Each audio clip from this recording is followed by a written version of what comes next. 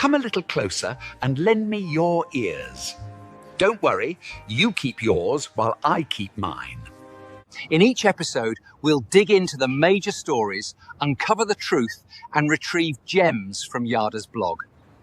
We'll discuss what's right, bark about what's wrong, wag our tails at the thrill of discovery, and take you on adventures through the exciting world we live in today. So, fasten your curiosity leash and get ready. Right then, coming to you with another episode of the YAHOWAH's Vlog on a Blog. Tomorrow's news, disseminated today. Let's dive in. Well, welcome to the vlog on the blog, our own unique twist on the news. A couple of program notes before we begin. Well, I think everybody knows that I dearly love the Wookiee's introduction, and I can tell you that the Wookiee is sincere. The last 24 hours, the Wookiee has never been more than 3 feet from my side. I had we are going to replace, though, however, the Wookiee introduction. I've seen Leia's rewrite. It's not going to be an animated dog. I think it's very, very cute, but the issues that the world is facing, particularly Israel, are just not properly set off by it. So we're going to do a show that is as YAHOWAH would want it. It's me totally and completely exposed as who I am and the job that I have to do for God's people. Sorry, Wook, but you are going to get replaced on that. But you went out as a hero. Yesterday was really an extraordinary day. I passed a kidney stone yesterday. That's not something you would normally talk about being news, but it really is a learning experience. I had forgotten how devastating pain can be on one's brain and body, but it's really an extraordinary thing. Kidney stones are ranked as the single most excruciating thing that people endure. Even women who have delivered difficult pregnancies will rate kidney stones as more severe than that. I've actually suffered more severe pain than that twice. Once when I broke my collarbone and could not get medical treatment for 24 hours. It was on a business trip that was just essential that I perform the next morning. And I did, and then had to fly back my own plane to a surgeon to hear the bad news is there's nothing they can do for a broken collarbone.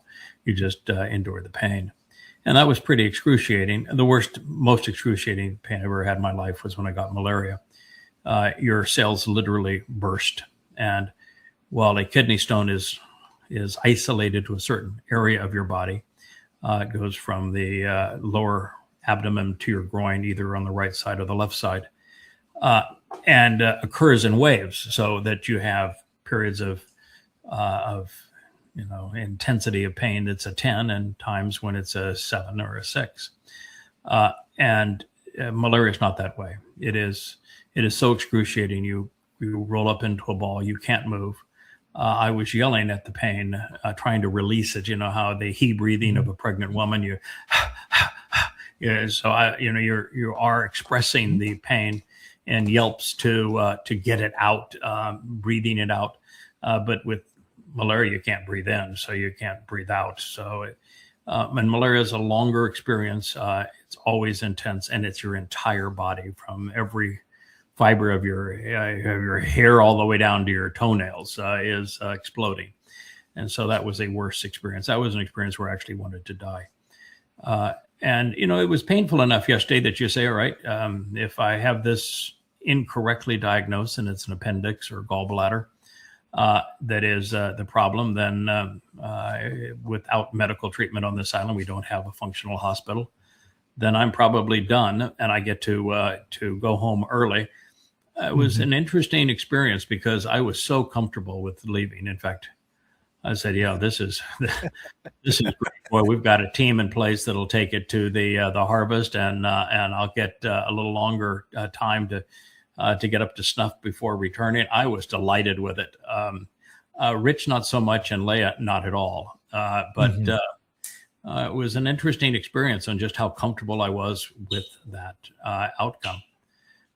But here we are. It passed 7:30 in the morning to 3:30 in the afternoon, and I learned a lot.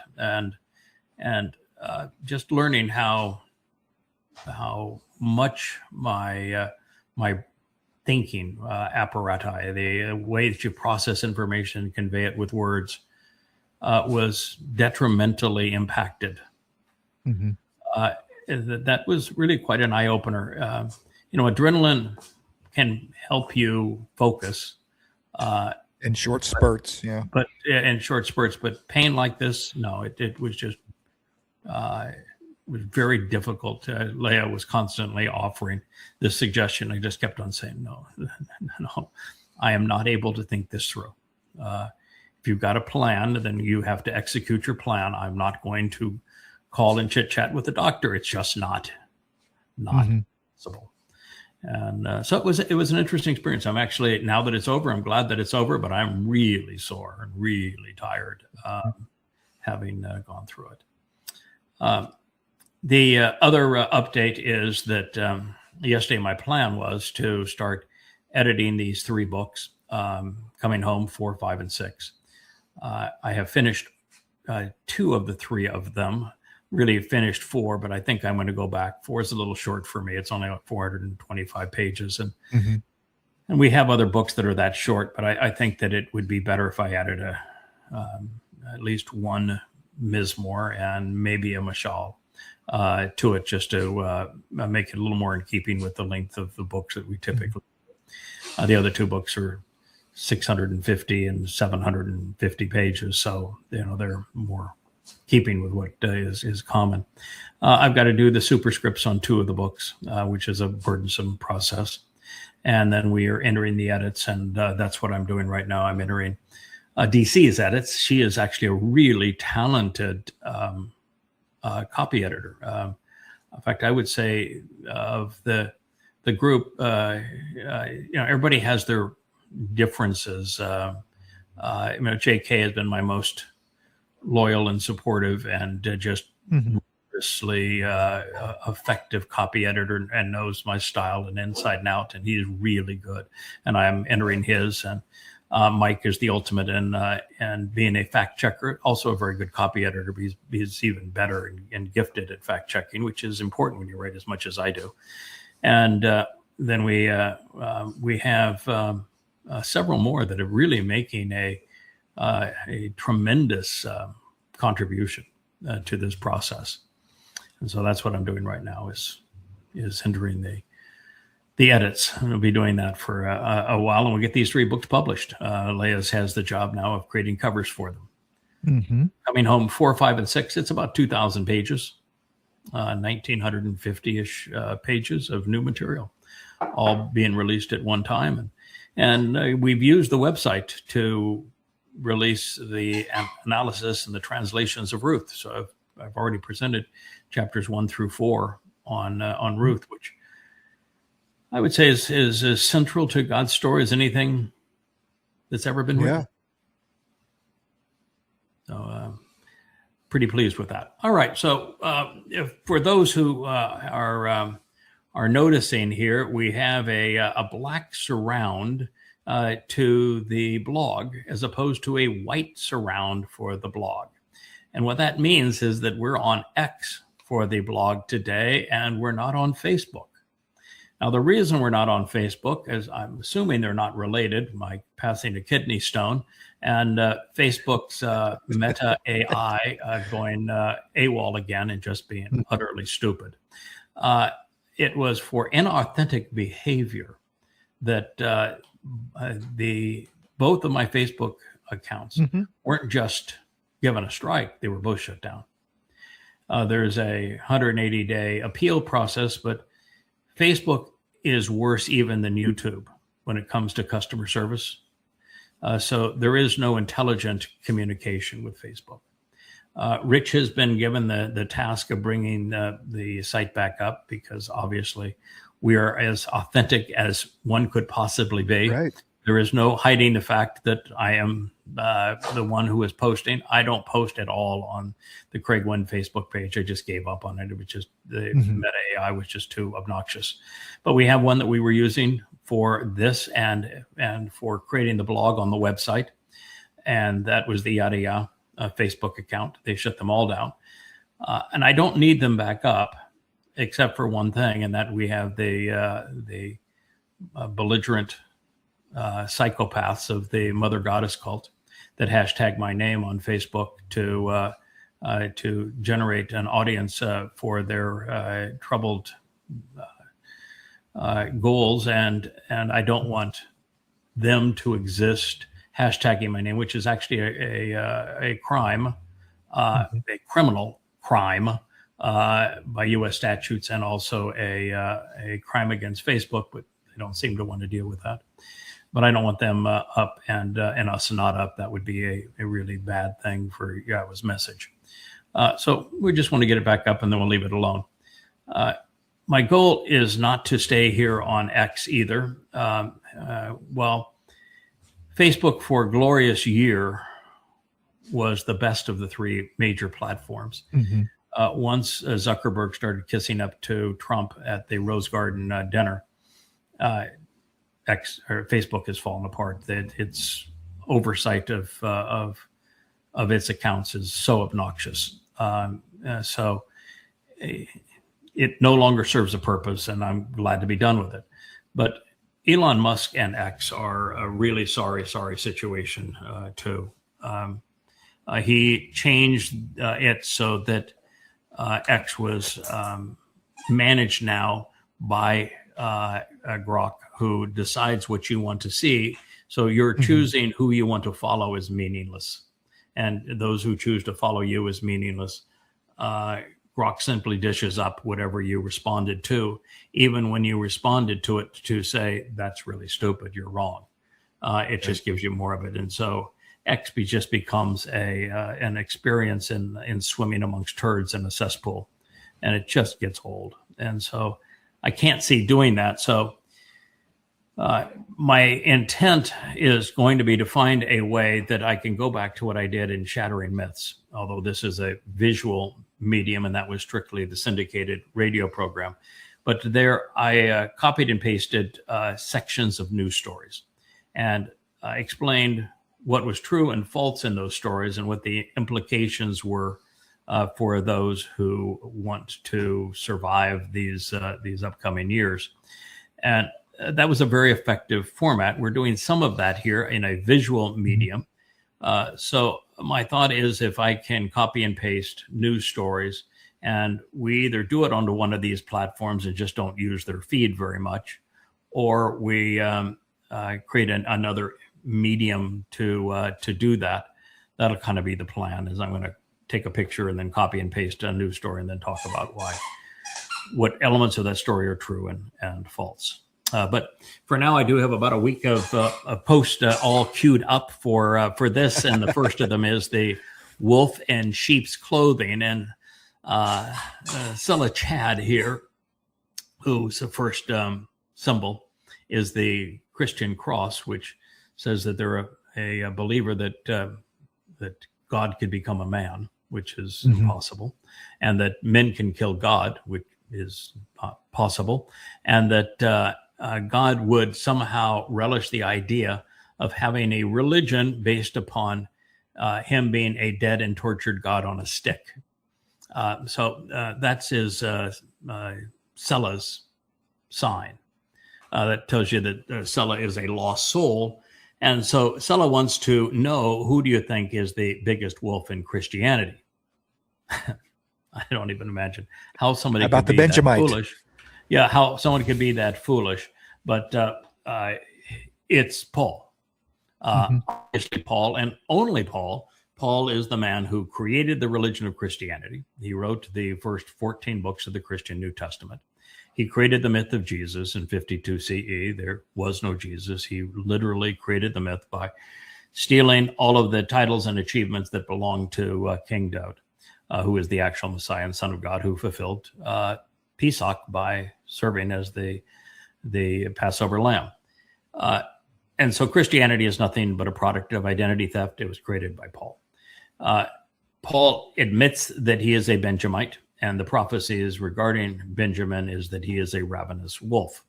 And so the answer is really straightforward. And of course, it was Dode who gave the Sermon on the Mount and the Olivet Discourse, both of which were recorded by the Ebonim in Hebrew, and they knew him well. And they're both speeches are overtly antagonistic to everything that Christianity stands for. And in the Olivet Discourse, it's very clear that the wolf that would come is Paul. And Paul is condemned by name by Yahweh. Yahweh says that it's exactly 666 years before Paul would write his first letter that to the Galatians, that he and his soul would be the plague of death. And he then goes into great detail to explain when and where and what Paul would say, when he would say it, where he would say it. And it is in Habakkuk, it's one of the most interesting prophecies ever. But it's in Shaul's name, and he was Shaul, not Paul. He used the Roman Paulos because it sounded very much like Apollo, and that he wanted to be a god name to create the lie of Christianity. And so Paul is the wolf in sheep's clothing. It's the reason why we did the entire series in Twistianity based upon Paul. Let me show you a cover of one of the books. Here we go. We have the wolf. We have the bent crucifix. That's the one the Pope likes to parade around with. The dead God on a stick. And Twistianity, it's all about twisting what God said. Paul never actually quoted his said Jesus, the person that he claimed had authorized him. Never quoted him once, ever. Not in his 14 letters, ever once. The reason I never quoted him is he didn't exist. And the first two Gospels, which was Paul's term, where Paul said that if heaven and I both have a gospel and mine differs from heaven's, then mine counts and heaven's doesn't. Right. And, Paul in his second letter to the Corinthians admitted he was demon possessed. And in fact, he was. But the first two gospels would not exist until 10 years after Paul's death, which is why he never once quotes Jesus, because Jesus was a figment of his imagination and didn't actually exist. And of the hundreds of times that Paul attempts to quote Yahweh in the Torah, prophets, and Psalms, he never once mentions his name, which proves he's a false prophet. And second, he never gets the citation accurate. He misquotes him every time, and his misquotations are always consistent. He leaves out words or adds words or misrepresents words that cause what he cited to convey the opposite of what God actually said. And so all you have to do is put Paul's words next to God's words, and you know that this man is a complete and utter fraud. So that's the truth of it. And there are very few things more important than that. Knowing that Paul, as the wolf in sheep's clothing, created Christianity by lying about this mythical individual, Jesus, is the single most important disclosure you could provide for the world today. Christianity is a fraud. The New Testament is a fraud. Paul was a fraud. Jesus never existed. Yeah, it was always for me the chain of custody of the New Testament that I had the biggest issue with, because the Torah has a very solid chain of custody, the documents throughout time, right? I mean, there's the ancient ones, the Dead Sea Scrolls, all these things that we found. There's maybe, what was it, like a 10% discrepancy between, the Torah, the actual words in the Torah and what we have now. One word in 14 between the Masoretic text, which was the oldest Masoretic text is the Codex Leningratus. And it's dated to the 11th century CE. It's on a text family that was written in Babylon by rabbis, and the differences between it and the Dead Sea Scrolls is one word in 14. So is it? It's not that terrible. in Christianity, there are 300,000 known variances between the oldest codexes. The oldest codex dates to the early 2nd century and through the early 4th century. There are 69 codices dating to that period. After that period, they're a waste of time because the variances are even more extreme. But even in that 69 earliest codices from the early 2nd century to the early 4th century, there are 300,000 variances in a text that's 184,000 words long. So it's devastating for somebody to say this is the inerrant word of God. You've got your head up your tuchus. It isn't even close. But I'm going to differ with you here, Kevin, in that I don't think that the providence of the textual custody is Christianity's primary problem. Yes, it's devastating. It's the Textus Receptus was literally a money-making scheme, and it wasn't even close to being accurate, nor did it even access old text.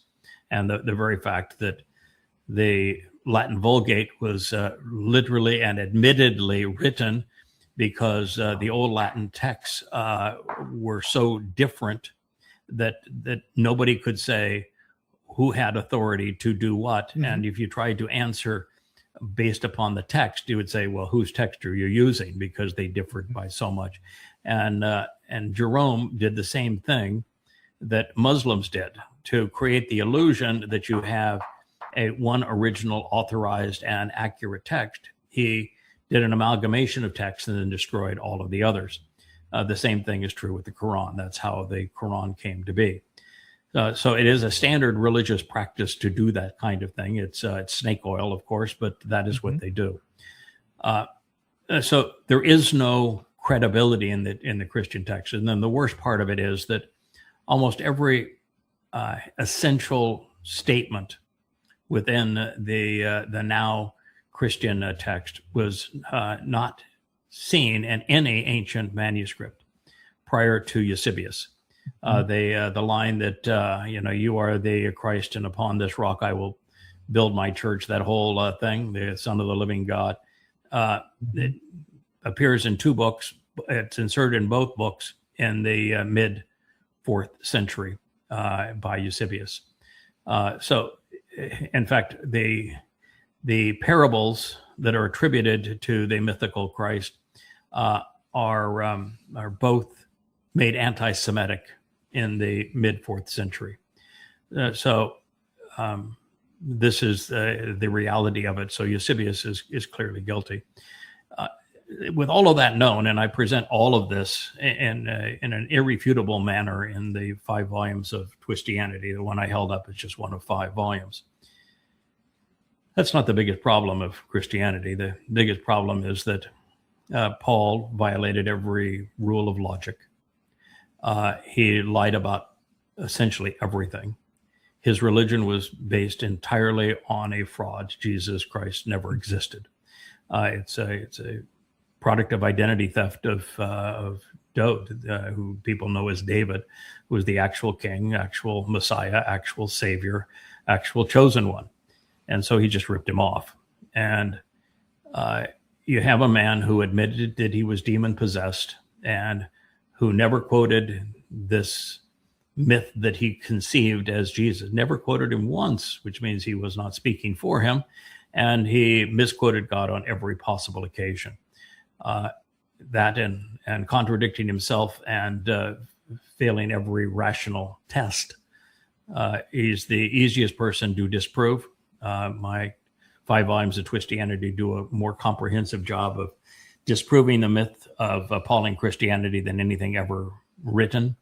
But that's the problem is in the words themselves, not the conveyance of the words over time. Sure. Yeah, he really liked Habakkuk of all books. I mean, he lapped that one up, and that is I had never heard of Habakkuk, not coming, from a Christian background or anything, growing up, until I started reading your books, and I'm like, this is insane that this guy Paul could pull so much it, out of a it book actually that isn't. It actually isn't. Satan is highly predictable. Satan hates humans. He thinks humans are really stupid. And he doesn't like the fact that God finds some humans interesting. He just thinks the whole lot of humanity is a waste of breath. And so he likes to taunt the stupidity of humanity.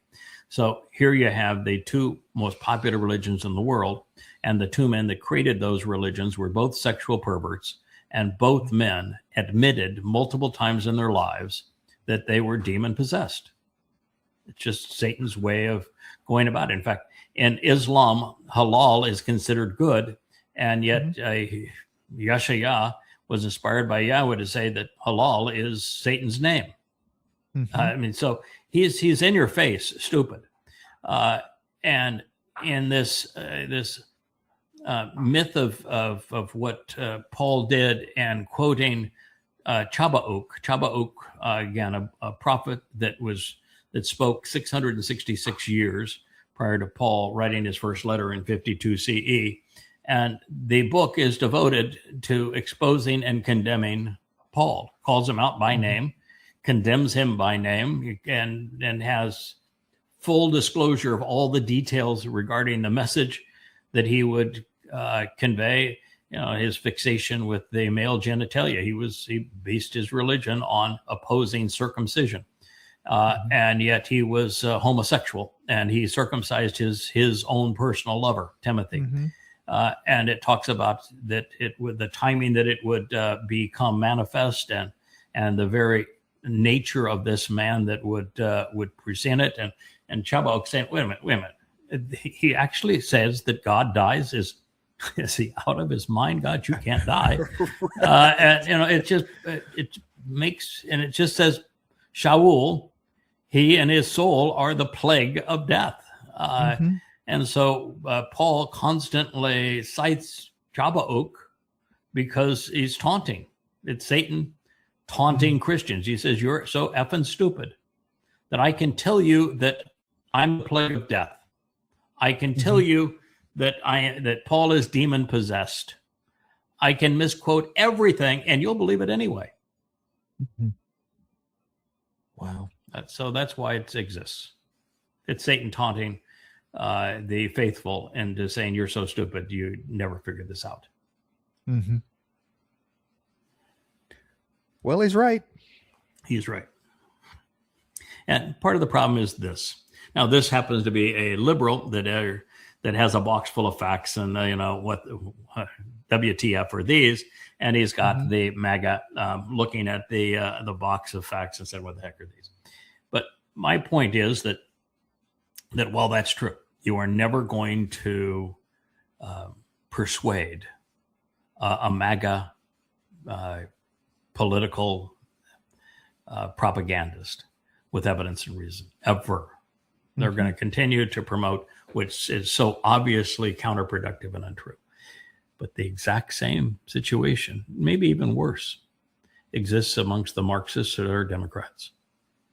They have complete denial of reality they want a communist economic system, which has always failed, and have no concept of the history of that. They want a free Palestine when Palestine has never existed, and they have no concept of the history of that. And it's literally out of touch with reality. But the same is also true, as we just pointed out, with Christianity. And, I've written also a 5-volume set, 4,200 pages of analysis of the Quran and Hadith to prove that Islam is untrue, that Muhammad was not a prophet, and that Allah was not a god, and that the religion is a death cult. Proved it overwhelmingly and undeniably with 4,200 pages of documentation of the oldest Islamic sources. So facts do not change the beliefs of the overtly religious and political. The same thing true, by the way, with the conspiratorial. I could have added them to it. And I did add the Haredi, which is the most prominent sect of Jewish religious thought, I shouldn't really say thought, but beliefs created in Ukraine and migrated now to Israel, so that in Israel it's the dominant form of the religion, and it's dumber than dumb.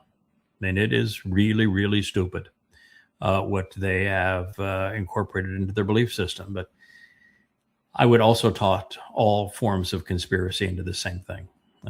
Evidence and reason do not phase the conspiratorial, the anti-Semite, the racist, the Marxist, the Muslim, the Christian, or the Haredi. It's and we have reached a time too where there is a problem even beyond those labels. Well, it is true that evidence and reason have no effect on the Marxist Democrat, the MAGA Republican, any Muslim, any Christian, or any Haredi, or any conspiratorialist. And that's between all of them, that's about 90% of humanity today. You'd have to add to that Gen Z. Mm-hmm. Gen Z has been completely handicapped. Well, information overload, yeah. Well, I don't think it's so much information overload. Yes, there is too much information today for people to process, but that's only because they don't have the ability to filter right from wrong. They have no discernment. And so lots of information is not a bad thing unless you have no filter. And so they have no filter. They can't reason. They don't read very well. They have no attention span. They have much lower IQs. Their memory is faulty. It's no matter which way you look. Gen Z has become, for the most part, a waste of breath. There are some notable exceptions, but unfortunately, they're far and few between. This is a generation that has genuinely lost the ability to think. Yeah, and Yah was really just looking in these last time of troubles for the free agents. You know, we've known out of the garden that all groups of men are bad. You know, and that suffers from confirmation bias. It doesn't matter what they believe. It's the simple fact that they are congregating together that it makes them bad. You know. And so it's not the congregating together that makes them bad. It is true that all men who congregate, men and women who congregate, whether it's religiously or politically or militarily or conspiratorially, that all religions, all political schemes, all empires, by the fact that collectivized humanity is always the worst of humanity. And there are really no exceptions in that experience. It is the very essence of gang mentality that make collectivized men bad. It's not just that there are a lot, and in a lot there is the propensity of the few to obstruct, to subjugate, to control, to propagandize, to mislead the many, and that happens through religion and politics mostly.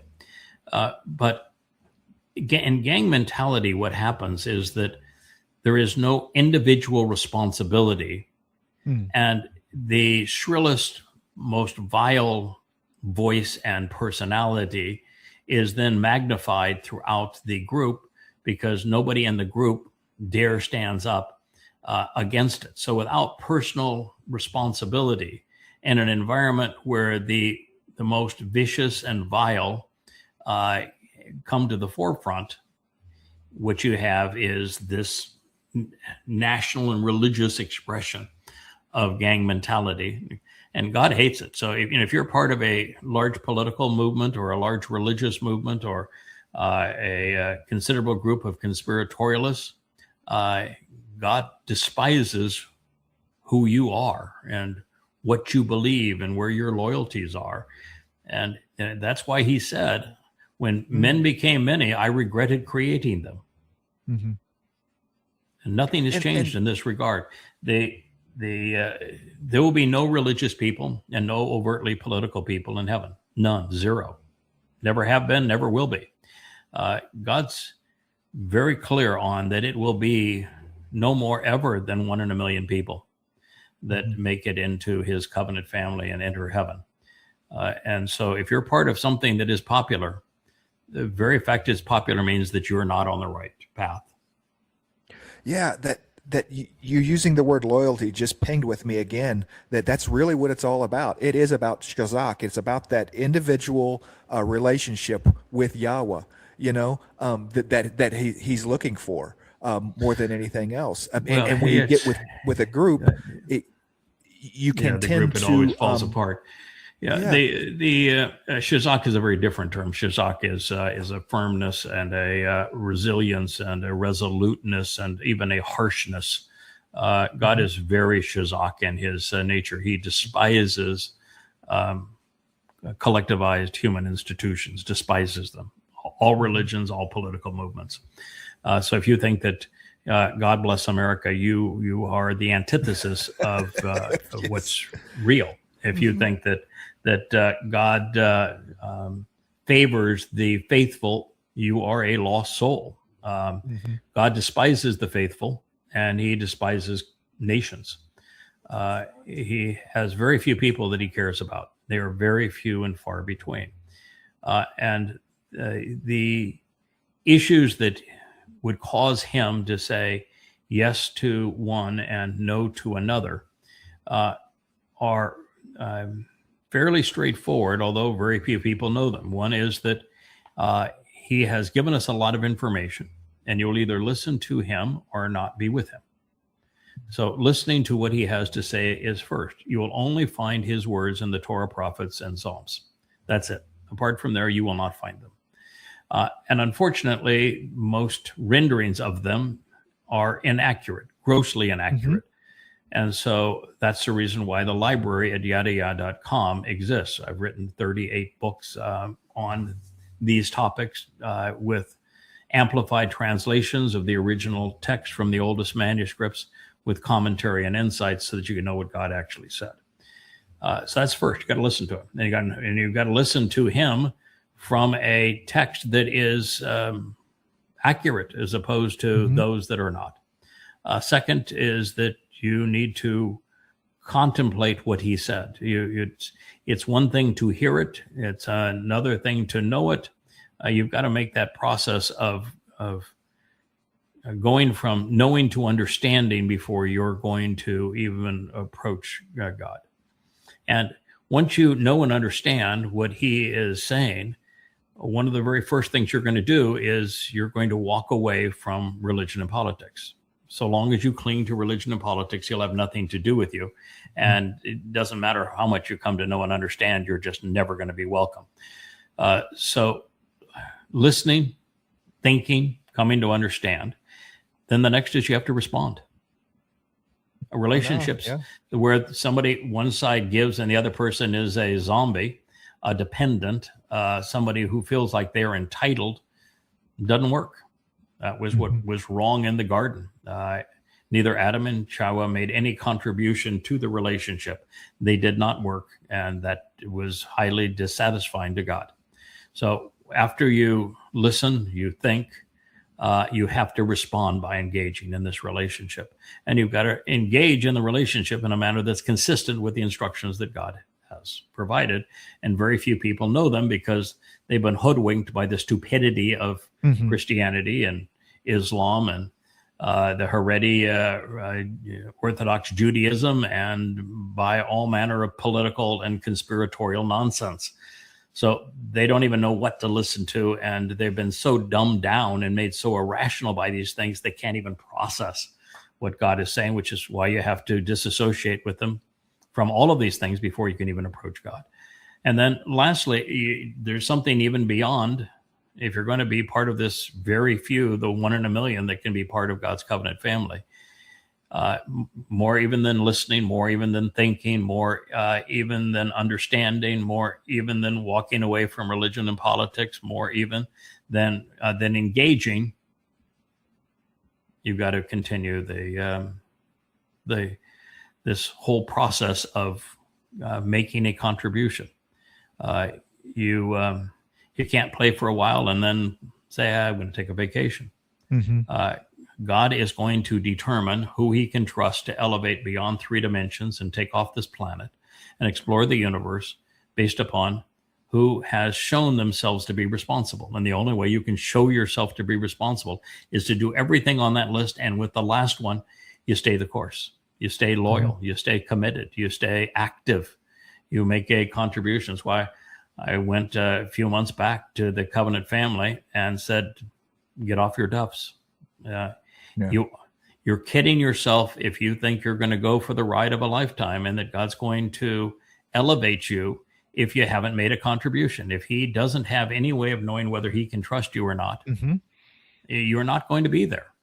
So I'm going to give you first of all, I'm going to create the opportunity for you to demonstrate that you're trustworthy and that you can make a contribution. I'm going to give you the platform to do it on, and I give you a lot of suggestions as to what you can do.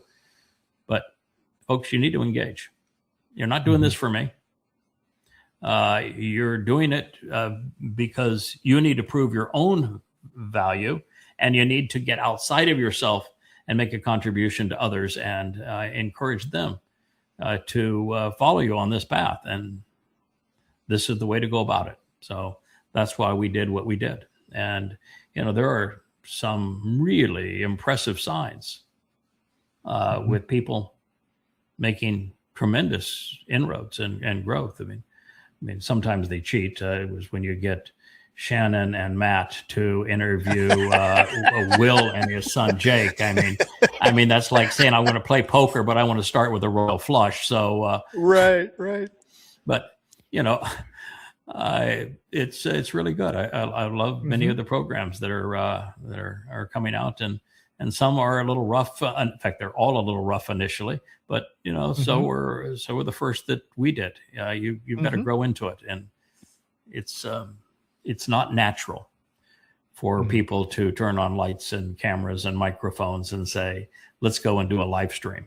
That just is not how we're rigged. And it's, especially it's with the introverts that most of us tend to be in the Covenant family. I mean, you're not a part of a group if you're an extrovert most of the time, right? I mean, correct. So yeah, I was an introvert. Yeah, I was clearly an introvert, and the Covenant is comprised mostly of introverts. My wife probably being the most severe of all of the introverts in the Covenant, and now she's being called out to play a very open role. And I was born an introvert. I didn't like being an introvert, and so I taught myself to be an extrovert. But when I retire at the end of this, I'm going right back to being an introvert again. So, yes. There is great comfort in knowing that you can be alone with yourself and your God, and feel more at home, more at peace at that time than at any other time. Greatest sense of serenity I've ever had in my life. Yeah, absolutely. Yeah. I have shewed, that Rich and Perry have come to dedicate themselves to helping us convey this message, and both know that after we do that Friday Family Hour show, that we're not going to get together until Monday morning, because I'm going to spend, and Leah's going to spend, our time doing what we love. I love to translate and to write and to share insights. She loves to create these songs and the branding. And we're going to have our time together and our time with Yah, and it's a recharge time that we're really comfortable with. And it is lovely for us. Now, the exception was this Sunday when I was doubled over in pain. I need to go to the hospital. I know Leah's not good in these kind of situations. I went into Leah, said, when you could drive me to the hospital. And she says, no, I can't do that. Call Rich. So we called Rich. Rich spent the day and spent the night here last night, being protective. But, for the most part, we take 2 days just to be introverts, introverts with each other. And it is a recharge time. for us now. There we was realize that you still have to do this, and you do it with enthusiasm, and you know how important it is to do this. But this is the mission that we were given, not a natural extension of our personalities. You do realize when this is all said and done, you're still going to be very popular in Shaman. Yes, you will. My goal is to get through this next 11 months and to do the best job we possibly can. Yep. And then my goal is going to be to learn as much as it's possible to learn over that 3-year working vacation. I am going to ask the boss for a little time off. I really do want to recharge a bit, but most times it's going to be, what can we learn? What can we accomplish in that 3-year time off? So we come back, and then the goal is to be as effective as possible over that 3.5 years. But within a caveat, we're not trying to win friends. We're not even trying to influence people. We are as active condemning them as we are sponsoring what is true, and what people do with it is up to them, but we're not going to tolerate the naysayers. It's going to be a very different time. You think I'm a little harsh now. Wait till you get a load of us in that last 3.5 years. And it's not to debate with people. It's to say this one way or the other, you choose. And if you want to make the right choice, we'll protect you. We'll support you. We'll educate you. But if it's the other choice, you may want to think this through, because there are 2 options for your soul. And if you cross a line, you're going to have designated the worst of those 2 options. And they are just to be the victim of religion or politics, so your soul dissipates to nothing. To be the promoter of religion and politics, then you go to that deep, dark place called Sheol.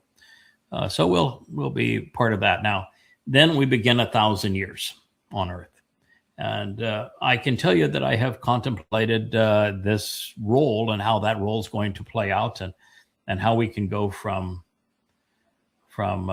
withdrawal and just enjoying the planet as it is and one another as it is reestablished as the Garden of Eden again, and also playing the role of supporting our beloved son, Dode, and the Covenant family. And both are exciting, adding to the books, adding to the vlog, and contributing to our beloved son. All of it is wonderful. But I'm hoping that there'll be some away time too in all of that process. And then after the 1,000 years, then I think we're pretty much on equal footing at that point. Dode's still king, and will be mother and father and support to our king and our son. But I just think that at that point, it's all positive for everybody, and it's such an extraordinary experience with everybody in the 7th dimension, and all people that we can trust and enjoy being around. That's not a situation that I think of much or worry about much, because you got a lot of work before we get there. That'll be much less stressful. It will be. Yes. I think the 1,000 years will be a lot less stressful than the 3.5 before it. And I think that 3.5 before it, I think, will be very, very stressful. But I'm not sure it's quite as stressful as this. This last year of leaving is full and complete and accurate, accessible, interesting legacy as possible. I think that my friend Joe, in writing this very complicated and sophisticated text-to-speech platform, where there are many voices and a very complicated text and many foreign words to pronounce, and his in concert with the Page Turner books. And now most of the books are talking. Within a week's time, they will all talk. So every book on the site will talk and page turn. And the voices are fascinating in them. It's the best ever combination of text to speech and online book experience with page turners. It's extraordinary. We're going to add to that an avatar. And with that, I think that we have gone the next step. I think at that point, we will have accomplished what we need. And I'll have the next 3 books written. I'll have rewritten, written in stone. And I will have begun a series on the Shaul and probably another series on the last of the prophets. I can see, again, trying to write 3 books at the same time, just trying to get her all done. So that's where we are in this process. And I would tell you that I probably used a wrong term. For me, this isn't stressful. This is a job that I have done many times. Has trusted me to get this job done.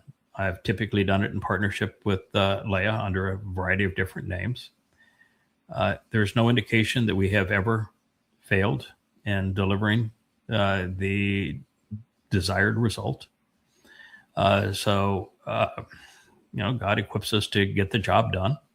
And he seems to have found a personality and some attributes that he can exploit reasonably well to overcome the most difficult challenges in human history. And that's when we're deployed. It's only when things are really dire, and they are now.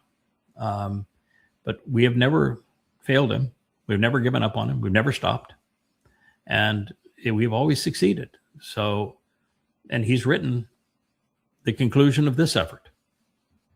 We prevail. So what's to be stressed over? There is this tremendous sense of responsibility, so that we never leave here. We never ever even take a breath away from here. So there is that sense of responsibility, but there is no real sense of stress. I know how it turns out. I know who he is, who I am, what we do. And I have to disagree with you about the 1,000-year period in Shamayim. Absolutely, there's going to be stress. Absolutely, there's going to be challenges. We've stated that that's the only way we're going to grow. Mm-hmm. They will just be new challenges and new opportunities for us in a way that we can't imagine now. There's going to be problems to solve. There's going to be, you're not. So, but here's the difference, and maybe it's just a unique situation that I'm in. Well, I will concur that not only in the next 1,000 years, not only in the next 7 years, but in the next 1,000 years after that and eternity after that, we will still make mistakes. Mm-hmm. And we will still learn from them. We will still encounter challenges, and we will overcome them. If it were not for those things, then we would have no chance of growing, developing, or even enjoying the process, and God could never enjoy the relationship with us. Those things have to stay in place. But making a mistake and learning from it is not a sense of stress. It's a sense of joy. I'm delighted when I learn that something that I said can be refined or developed in a way that makes even more sense when exposed to additional information. So it's not as stressful. It's an opportunity to show your mettle, to show that you are unique and that you can admit when you're wrong and correct the record and earn people's trust as a result of doing that, and show people by example how they should be. And overcoming obstacles is the stuff of life. And that's, why I was not complaining that I had to pass a kidney stone yesterday. It was agonizing, but I know that there are things I need to learn from even this. And it is something to overcome and to come out the other side wiser for the experience. The failure at Facebook, it was zero stress to me yesterday. First of all, I know that I can trust Richard. He's going to figure out a way to get it back up, and then I'm never going to use it again. So that worked beautifully for me, and I wanted to be done with it anyway. So works just fine. And we need to have a better way of populating these kinds of programs. So there's really no stress in that. If you know when you make a mistake that you're going to learn from it, if you know there's an obstacle that you're going to recover and be stronger and more resolute on the other side of it, why stress? Yeah. Oh, absolutely.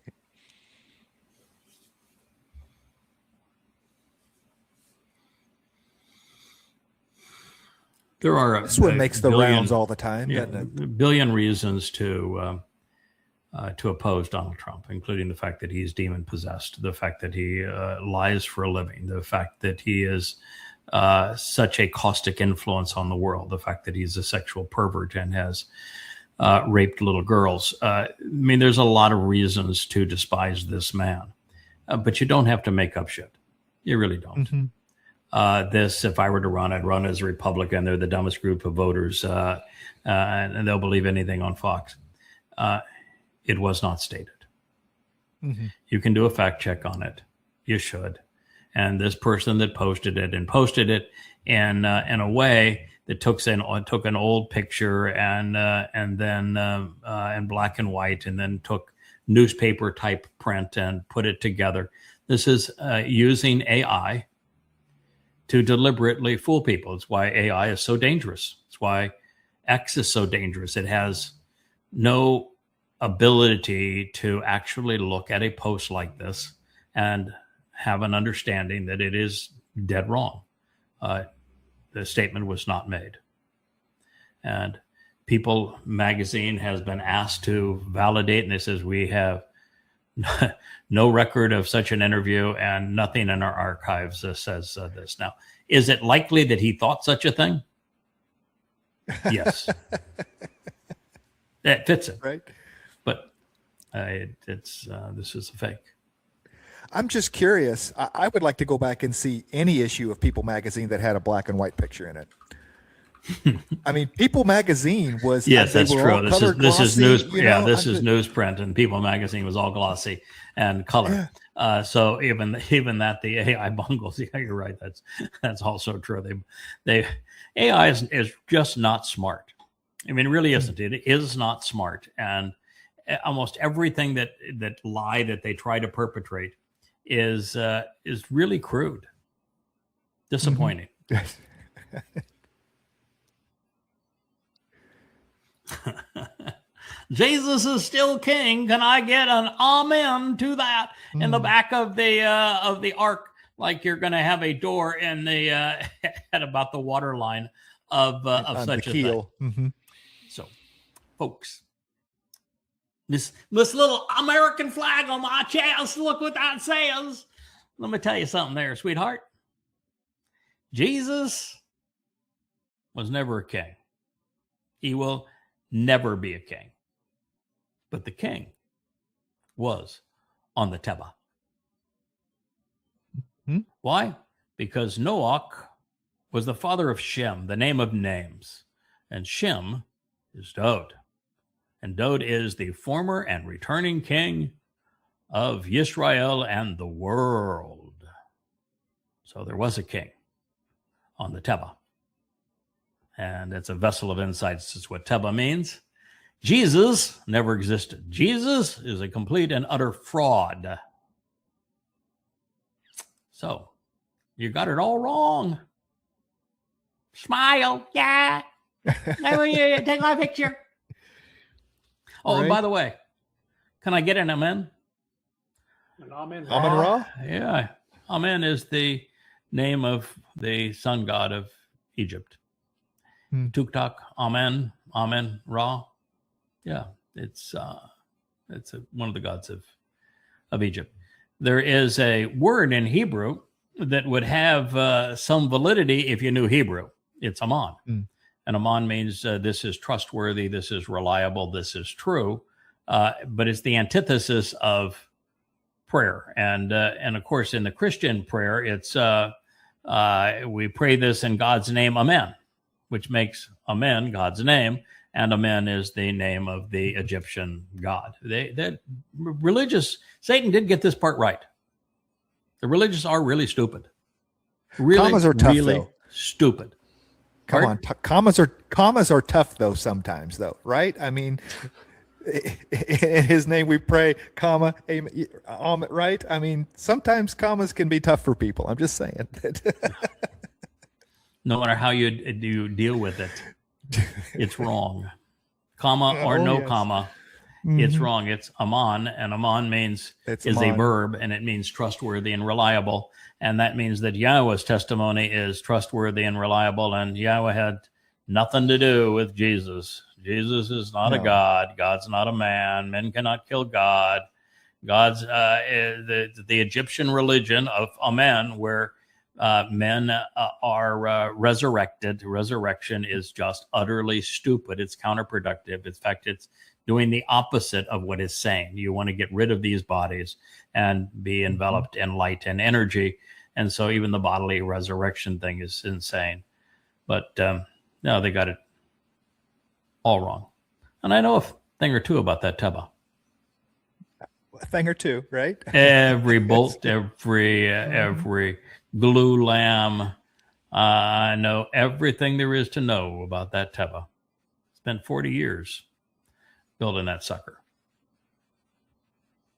You think they'll just for giggles going to have a replica, in the 1,000-year ship? No. I would absolutely forbade it. No. I ain't going back to that thing. Not ever. That was a big damn ask of Yah, and we ain't never going back. You don't remember every splinter every time you hit your hand? No, I never going back to that sucker.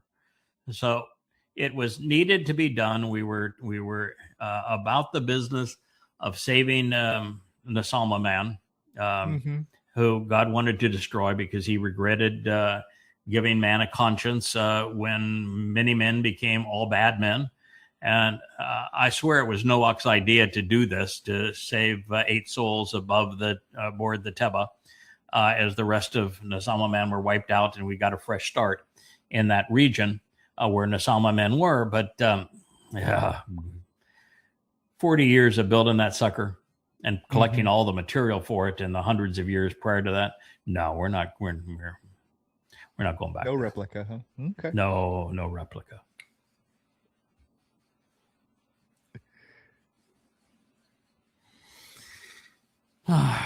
Trump is still bragging about we could destroy all their dams, we could blow up all their bridges, we could destroy all their power plants, we could do it in an hour. No big deal. In fact, might be fun to do. Do you know that just saying what he said makes him absolutely guilty of one of the most serious war crimes there is? Yeah, attacks against civilian infrastructure. Yeah, you can't. It's in a war crime as it relates to civilian infrastructure. To destroy it, of course, is a war crime. To threaten to destroy it is the same war crime. So he's guilty of a war crime here. Now, is it the worst thing that war crime and the worst thing that he's guilty of? No. The thing that he's most guilty of is he's Satan incarnate. He made a deal with the devil to avoid jail and to go on this revenge tour against humanity. And that's the worst thing he did. But this is just another example of it. Poop in his pants is got some serious problems.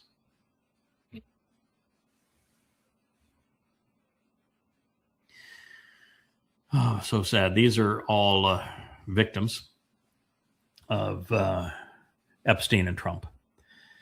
And Epstein and Trump, without Trump, there is no Epstein. Trump was closer to him and enabled him more than anyone else. And the tragedy of having so many young girls sexually abused by these two men and by others, from the CIA and the FBI and foreign governments like MBS and captains of industry and, Bill Gates, for example. It is one of the great tragedies and great stigmas and stains on humanity.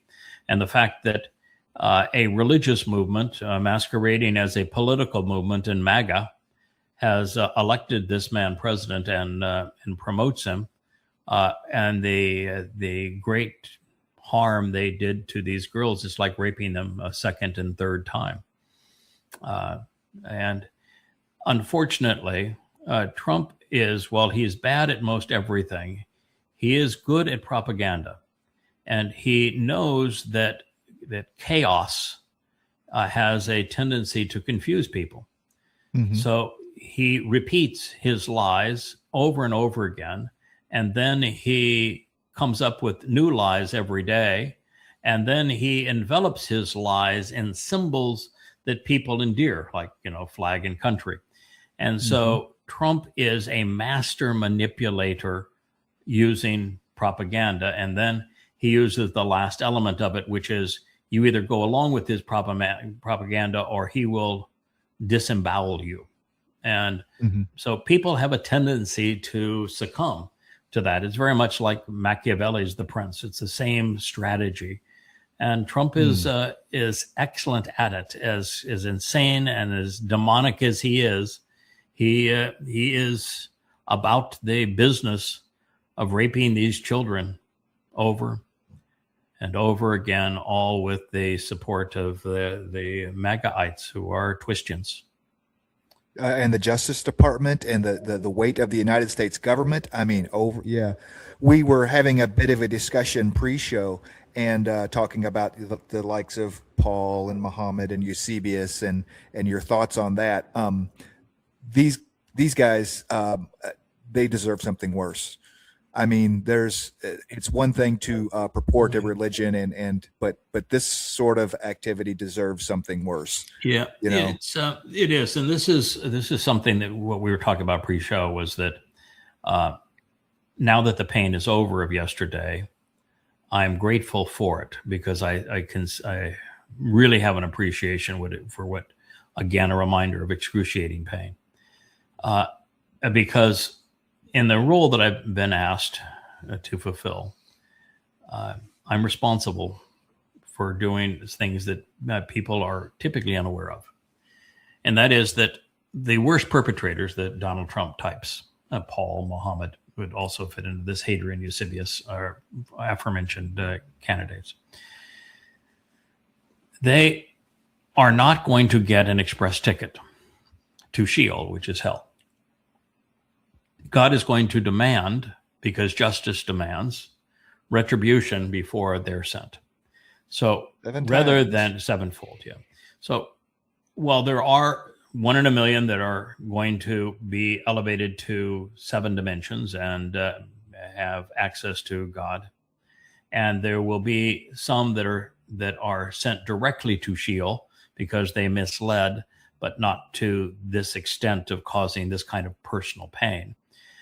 And the overwhelming preponderance of people, their souls will simply cease to exist. They will be dissolved into nothingness. They just go away. They didn't know God. God didn't know them. There's no reward. There's no punishment. And that's for the vast majority of souls.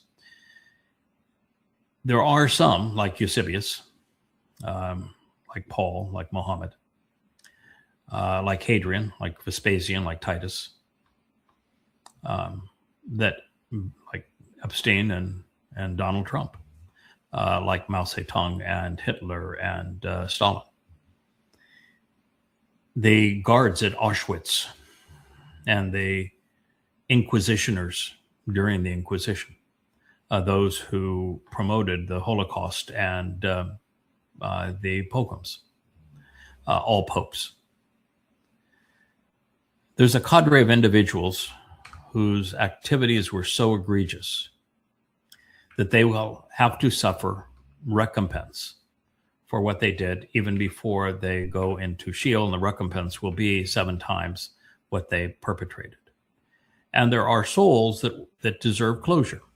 If you're one of those people that was controlled such that you had to endure torture perpetrated by these men or women in some cases, and you were crying inside to say, if there is a God, this person is going to endure far worse for what they are doing to me. You deserve to see that is indeed going to happen. You do. It's closure. You deserve to see it. And it's my job to provide it to you.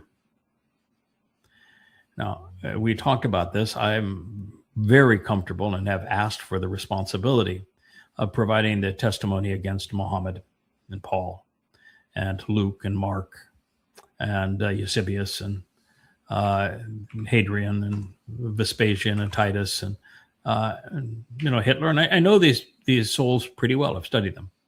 And Donald Trump, of course. And I will provide the testimony that leads to retribution prior to the sentence into Sheol. And there are people that are not as well known that have been very troubling that I'm going to do the same thing with. And it's part of the responsibility I've been given. I am not wired to oversee the receiving sevenfold recompense.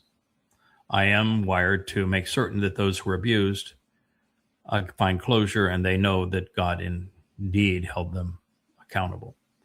But I'm going to delegate this likely to Malak because it's just not in my nature to perpetrate it. I know it's deserved, I know it's needed, and I will orchestrate everything up to its actual implementation, at which point I'm going to delegate it likely to Malachim. And they will take it from there. It's I've done a lot, I think, to earn some say in what I do with for YAHOWAH and for the victims of religious and political malfeasance. And I think that it's fair to say that I'm not wired for that. I'm wired for everything up to it. And so I will find support in the final execution of it. But I think just going through that kind of agony yesterday is a reminder of making sure that it's done fairly and appropriately, and nobody gets out of line. It has to be done, but it has to be also fair and appropriate. Yeah, the Shabbat is a heavy stick. It's a symbol, but it's also a very, very useful. It's a rod. It's a rod of divine punishment. And yes, it is a sign of leadership. It's a shepherd's staff in terms of guidance.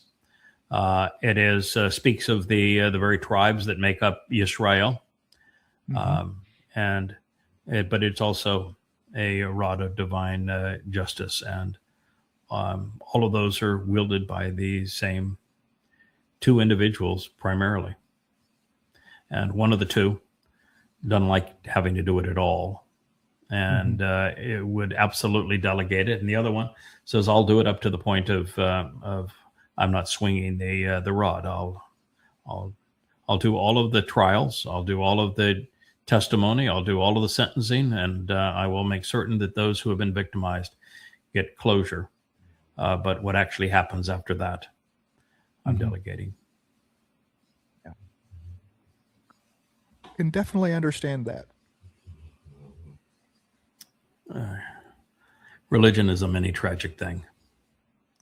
So I got some news flash here for you. Yeah, I was going to eliminate every religious person on earth.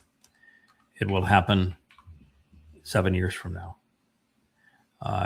On the 24th of September in the morning, in 2033, year 6000 Yah, everyone who is religious, political, conspiratorial, anti-Semitic, they will all be incinerated, instantly turned to goo and gone. All of them. So you can play your AI imagery and you can have your man God. But if that is your thing, you will be one of those who is extinguished 7 years from now. So it comes with a consequence. That's the cause. Now you know the consequence. They will not win in the end. They lose.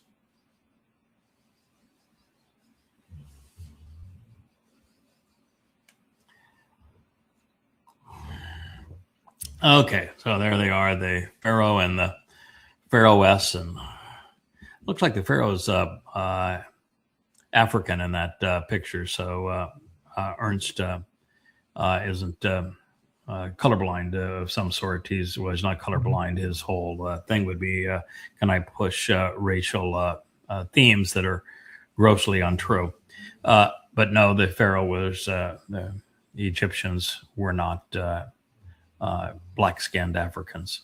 There was a tiny little sliver of time when some sub-Saharan Africans came and they ruled over the Egyptians. They were rebuffed over time, and so that depiction is untrue, just like the depiction of Jews as blacks. That's also untrue.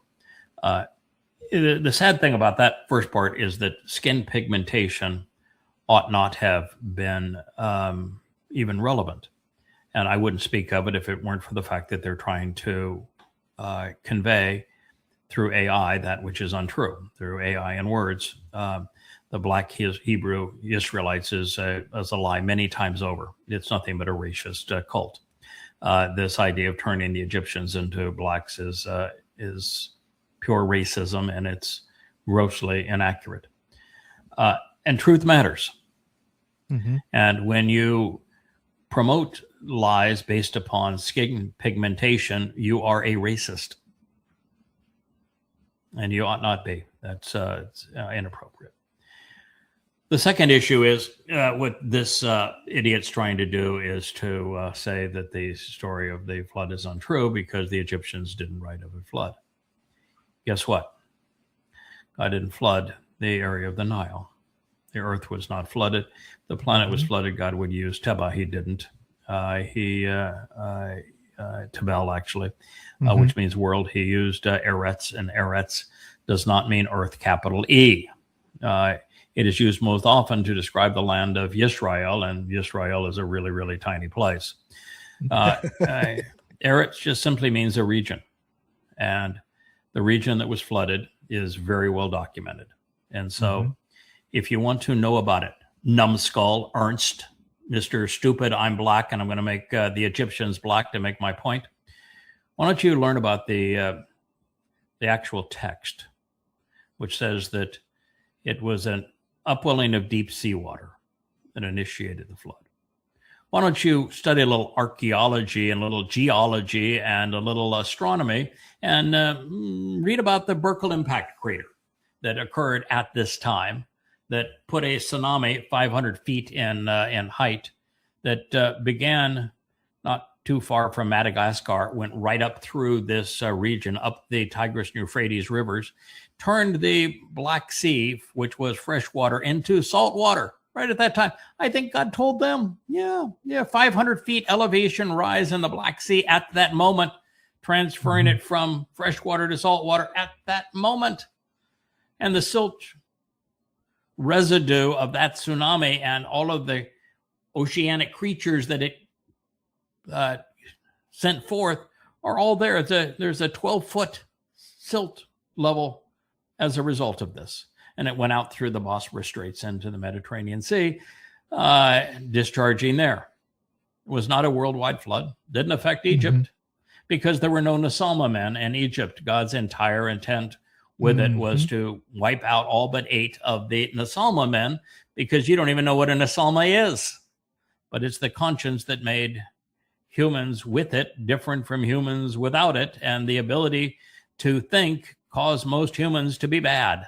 And God says, I regret created them. So we did a reboot of Nasalma Man, but that was concentrated between the 2 rivers because the Nephilim were east of Eden, so below the Black Sea and the Caspian Seas, and went down the 2 rivers, because water is life, went down the 2 rivers all the way to their mouth.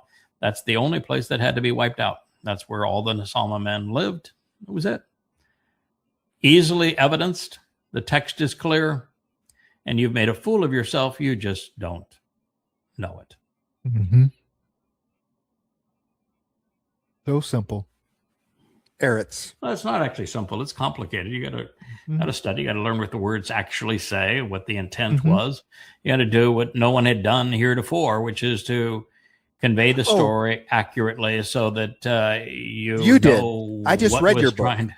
Yes, I did that. So it's simple for the rest of us. Sorry. Yeah, not simple for the rest of it. I did did that. You can go to YAHOWAH.com and read all about it. Musk is really a scummy guy, and really a scummy guy. He obviously has no morals, no empathy, and even his businesses now are all shams.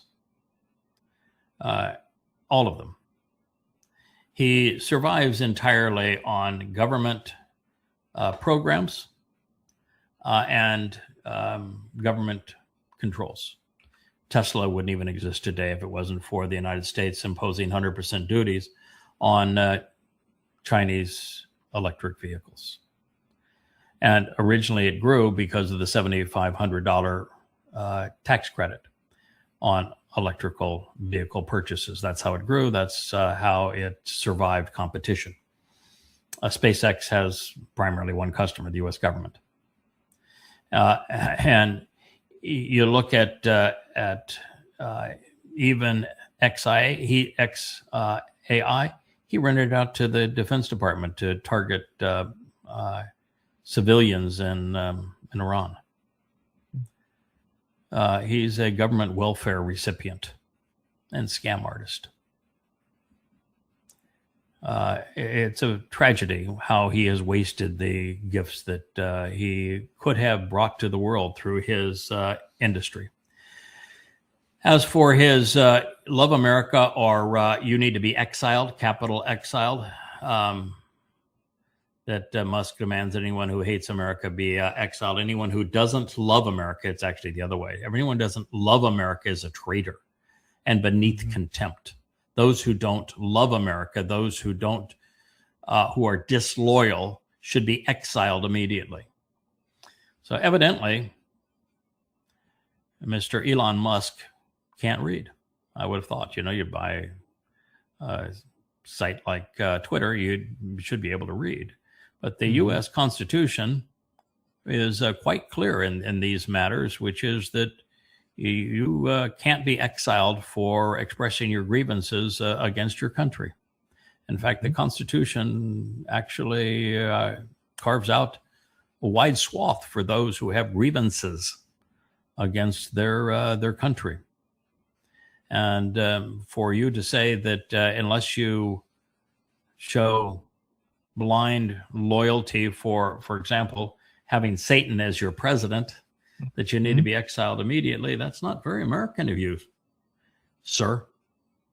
May want to think it through next time you write, but that's not his intent, does it?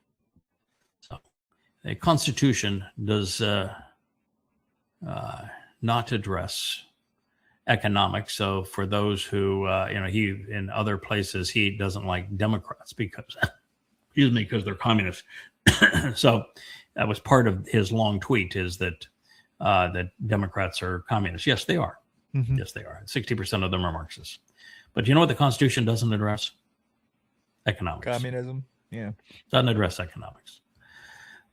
Communism didn't even exist at the time. But no, it doesn't address economics. So you can't exclude people because they want a different economic solution. You can mock them for being stupid and wanting Marxism because it's so counterproductive, but you can't exclude them because they are Marxists. The U.S. Constitution does not discuss economics, but it does discuss protecting dissent. And so you'd be wrong again and again and again. But you lie about everything. You're lying about Optimus. You're lying about SpaceX. You're lying about Tesla and its future. You're lying about everything. You're a carnival huckster.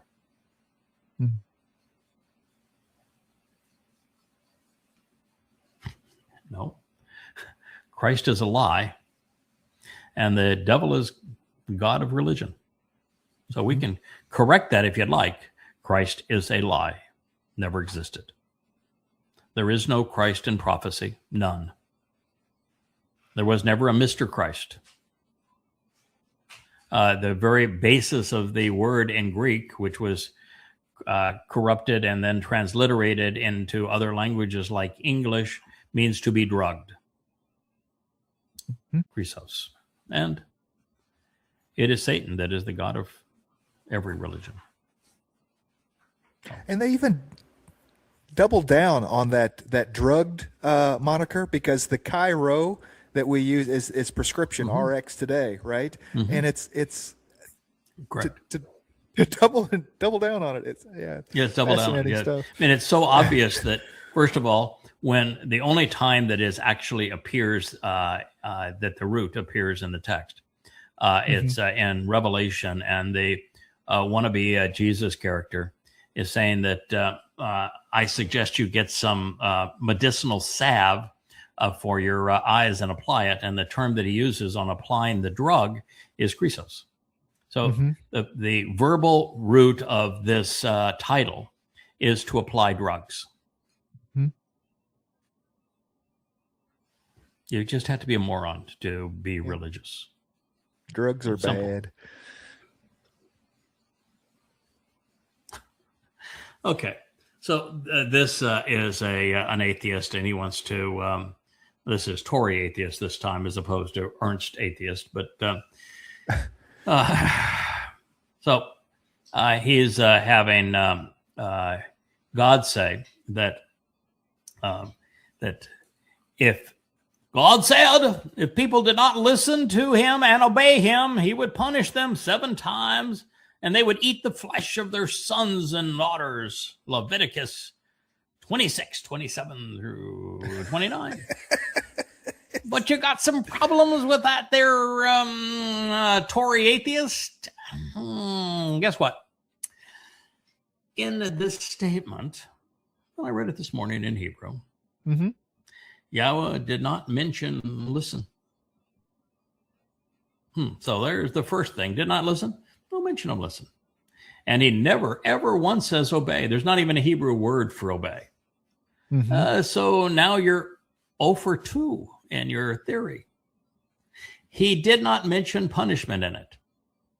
Instead, consequence. And it was for contrarian instruction and rebellion, there would be a consequence. It's like any parent say, you can do whatever you want to do, but there will be a consequence for contrary instruction and rebellion. Further, flesh is from bashar, and the verbal root of bashar that defines the meaning of the word means to speak. You didn't know that, did you, Tory atheist? And therefore, what is actually said is they will eat their words. They give contrary instruction, and they will eat their words. It's actually brilliant. And so rather than disprove God or paint God to be a cannibal, it's a brilliant statement when you understand what was actually said. And that's the value of rendering words responsibly, as opposed to being a moron. Oh, sorry, Toey, but you got it wrong, pal. Yeah. They want to, and I get this as an atheist, but they want to put this on obey. If you don't obey God and you don't listen, there's going to be punishment. Yeah, where you're going to eat the flesh of your sons. He doesn't say that. Nowhere. You're going to eat your words, is what he says. You know, you need to learn how languages were conceived, where the verbal root of all ancient languages defines the nouns derived from them. And bashar is written exactly the same way as is bashar, the verb and the noun written exactly the same way. And so, and every reasonable examination of a definition of any word, it's always the actionable root that defines the noun. And so bashar means to speak. It's a herald.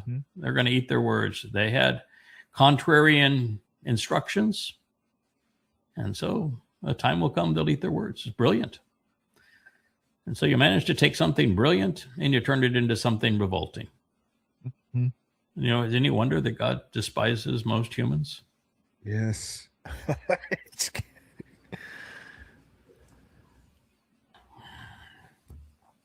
Oh, there she is, Cackles. A beautiful gold dress in the White House. There's Cackles. Oh, what can you imagine how much better the world would be if you had President Cackles? Be honest, yes or no? Was it even remotely possible that Cackles could be elected? Beyond the fact that she was a Marxist and the people who decide elections and that are not Marxists. They are the undecideds and that middle group, because you've got the Dems, which are 2/3 now Marxists, and you've got the Republicans, which have been lost to MAGA. They're all going to vote for her. They're going to vote for her, but there's only 40% of each group. So there's another 20% that decides all national elections, that middle ground. And they don't favor Marxism, particularly the men. Men overwhelmingly are opposed to communism. And so you put in a progressive Marxist candidate who has no business experience at all, and she's going to lose 100% of the time, or he will lose 100% of the time. But beyond all of that, there was no chance that she could win, because the prophets are always right. And they went to great length to describe a country that could only be the United States of America, that would have a leader at this time, exactly this time. And they defined the time. It's exactly this time, and a country of the United States of America that would have a leader who would be possessed by Satan. He would be known as Rahab. And they described him in all manner of ways, sexually perverted, egomaniacal, psychotic, goatish comb-over hair, coppered colored. They used every way to describe him. Long in days, old, fart. They even describe him as stinking up high heaven, because Trump poops in his pants. Right. Very Describe vivid him in their descriptions of him. And it's clear that he becomes the leader of America at this time, and America betrays Israel and destroys the world. So since you're not a man, and it's described as a man that does all these things, you had a 0% chance of getting elected. And Rahab ain't leaving the United States in the next, following the midterms or following the 28 elections, even if they transpire. He's not leaving until January 29th of 2030. And he's going to Israel and Jerusalem. And he's going to announce the final formation of the Fourth Reich on the Ides of March, which is the most important day politically and religiously in ancient Rome, the 15th of March in 2030. That's what we're going to witness. This is Satan incarnate. This is the person that Christians know as the Antichrist. Well, and finish. Who comes back in April on Pesach that year, 2030? Yeah, a couple of fellas. You got Yada and Elia coming back. And that's going to be quite a twosome. They're going to be speaking from the Temple Mount. God's going to have a jumbotron running above them. There's going to be a replica of the tent of the restoring witness. The Ark of the Covenant is going to be returned to it. The Dome of the Rock and Alaska Mosque are going to be removed. It's going to be extraordinary to see them speak to the world and against Rahab at that time. It's going to be an amazing bit of oratory, and then it's going to conclude with the greatest show on earth, the great day of Yahweh's Towrah in 2033, and that is when it will all come to a head.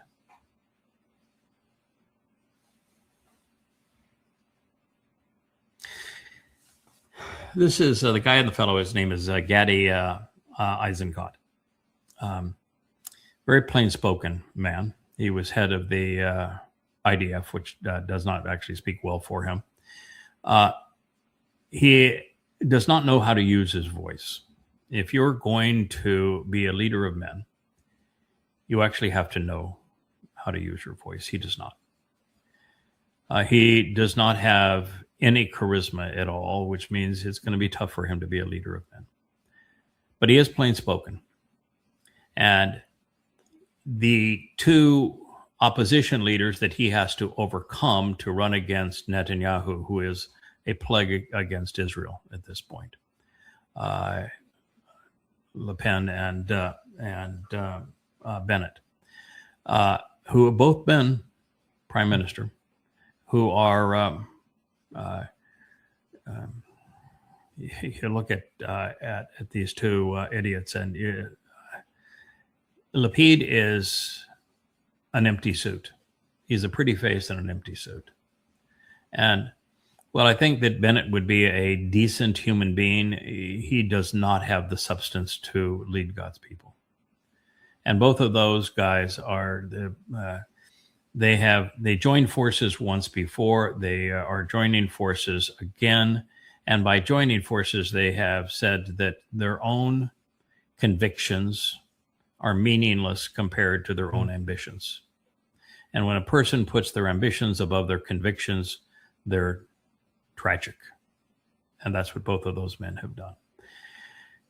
And so is there the possibility that the very quiet-spoken man who does not know how to use his voice, who is totally and completely unpolished and not charismatic at all, will prevail against the very polished, exceedingly articulate, tremendously showy Netanyahu? For him to do so, he's going to have to partner with the two Arab parties.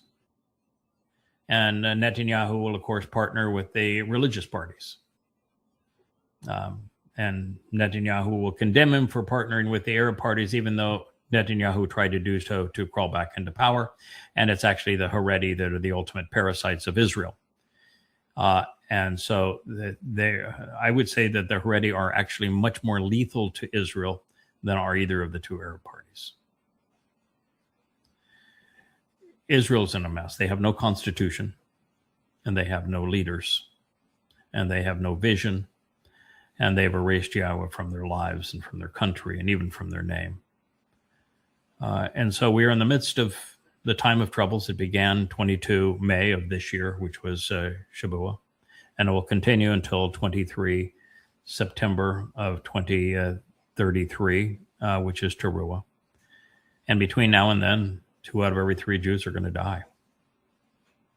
And they're not done with Iran. According to the prophets, it's Iran that sends millions of jihadists by foot into Israel, by foot in armored personnel carriers and the like. And Israel's going to have no response to it, just like they had no response for the 4,000 Muslims and tenny rompers that walked through the gate. They'll have no response to the 4 million jihadists that come from Iran into Israel. So it's going to be a devastating situation. But that's the showdown for the next election. Will Gadi Eisenkot prevail over the partnership between Lapid and Bennett? And once we know who will be the prime opposition, will they prevail over the coalition of Netanyahu? And keep in mind that Israel, unfortunately, embraced the parliamentary system, which is the system of political payoffs. It is exceedingly corrupt, and they can't resolve that. Mm-hmm. Yeah, or it's not even who prevails; it's who doesn't prevail, and is it enough to continue to erode and tear Israel apart between the Marxists and the ultra orthodox? Yeah, I mean, they're beating each other in the streets. You know what I mean? So it's not right like now. They are right now. Actually, I don't think it's so much the Marxists that are beating the Haredi in the streets, because the Marxists are. Like to hang together and promote their sexual identity and They're Marxist ideals, but they like to hang among with other Marxists in Tel Aviv, and there aren't many Haredi in Tel Aviv.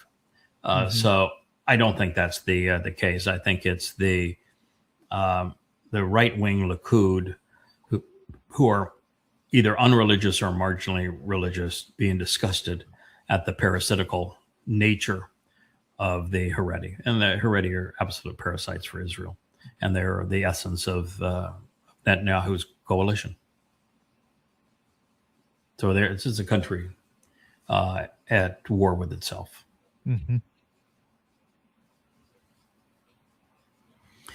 Wow. Creepy, creepy, creepy. That is the body of slain leader Ayatollah Ali Khamenei. That's his body. And look at this black horde wanting to touch the dead man's body. It's really creepy.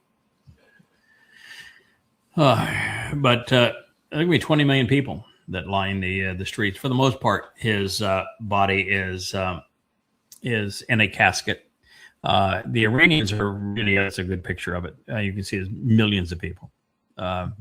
The expectation is 20 million. And the Persians that run Iran are very effective propagandists. And they're not like Trump, who will say there's going to be 1 million people at my festival and 15,000 show up. They are, they're the type that says there's going to be 20 million people, then you can be convinced there'll be 20 million people over the 10, 12 days of this. If you look in that trailer, there would be the Ayatollah's coffin in the middle. But the Americans who bombed him on intel from Israel killed wives and children and other leaders as well. I don't know if there's 6 or 7 coffins in there, maybe 7 or 8 coffins in there. One is of a young child. And the parade through Iran, and it's going to go from Tehran to the holiest of the Iranian cities, and then take the tour of the country. There will be every bit of 20 million people that come out, and those people are all motivated to say, death to Trump, death to Netanyahu. They perpetrated this horror. They murdered them. It was counterproductive to do so. That's not to say that that the Ayatollah was a good fellow. He was not. Was really an evil man. But he was less diabolical for the world than those who replaced him as a result of this failed attempt at regime change. When the CIA and the Mossad involve themselves in regime change, the result is always horrific. It has always been, it will always been. They don't have a single success to show for their efforts, and they've tried it 100 times. And this is the tragedy that results. And so what they have done is they have taken a country that was at odds with itself, that was disintegrating economically, and they rallied the people together. And there is a very sound argument that can be made that Iran baited the United States and Israel into attacking it, and that they played them to do that, that without them attacking them, the regime probably would have fallen. But with Israel and the United States attacking Iran, they galvanized the population around the regime. And so they were played to do so. And the result was that Iran emerged as the hegemon of the region, far stronger than any other country in the region, including Israel. With so no prohibition on nuclear weapons now. It backfired. And the likelihood of Iran already having a nuclear weapon is probably in the 99 percentile. And even if they don't, if they just have all the components to build one, you went from a country that could have had one at any time over the last 20 years and chose not to a country that has no choice but to complete it. And so this attack was counterproductive in every possible way. It brought the world to the brink of economic collapse. The Strait of Hormuz is such that it's catastrophic for food supplies and for the world's economy. It destroyed the petrodollar, the basis of the U.S. economy. It destroyed the myth that the United States has a powerful military and can deploy it successfully. And it imposed the Shiites in Iran over all of their Sunni fiefdom neighbors, and showed Israel to be the pariah of the world. So everything was a loss. An all tragic loss. And here, 20 million people supporting a fallen leader who was murdered by two countries that they will hate all the more. Mm-hmm. Stunningly counterproductive. Yeah, that this whole notion that America is a Christian country and we got to believe in Jesus. Judeo-Christian values. Going back to the Bible. That he said there's 4,543 words in the U.S. Constitution. And it was crafted under the guidance and insight of one of the most brilliant men who ever lived, Thomas Jefferson. Thomas Jefferson was not a Christian. Thomas Jefferson despised the New Testament. And he knew that Paul was a fraud and wrote that Paul was a fraud. And he was vehemently opposed to a central bank, which America has, and to a standing military, which America has. But the fact of the matter is, for those who want to say that America is a Christian country, and if you have a different belief or no beliefs, you don't belong here. Fact is that America was not founded as a Christian country. And there's no mention of Christianity anywhere in the U.S. Constitution. Yeah.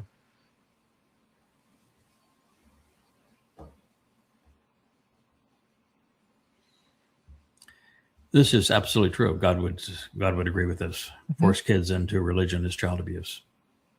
Whether it's Christianity, Judaism, Islam, Hinduism, or Marxism, it is child abuse, and it is prevalent.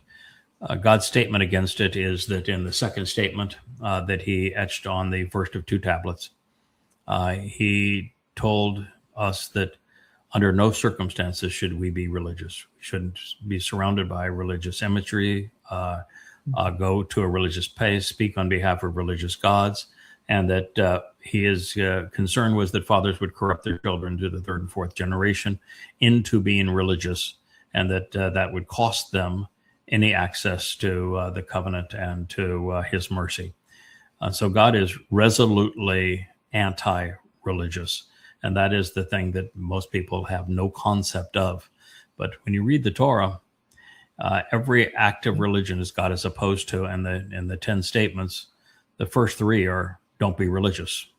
Yahweh is my name. I'm not a Lord. I'm one who emancipated you. Yeah, if you will not continue to exist with other gods in my presence, don't be religious is the longest one. And there is no forgiveness for those who negate the value of my name, Yahweh, which all religions do. So God would be right and total agreement with this. He is anti-religious. Yeah, Hashem likes his religion. The Lord likes his religion, and Jebus doesn't have anything to say. So, yes.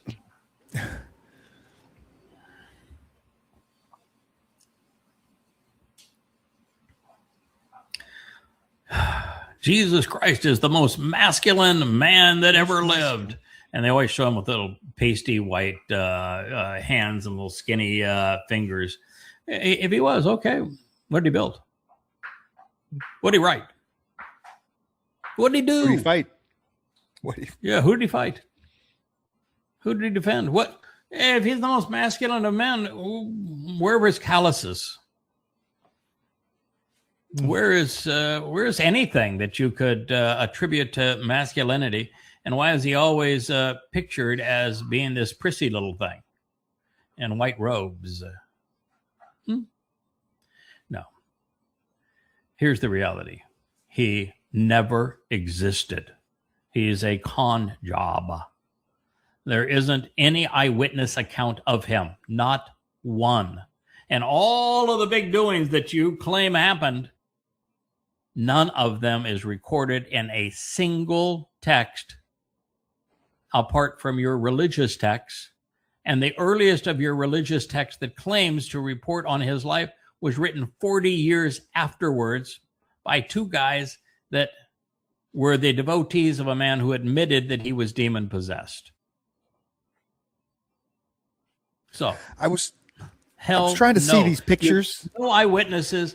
Even those two texts were written by people who were not there. They weren't even in the same country at the time. Mm-hmm.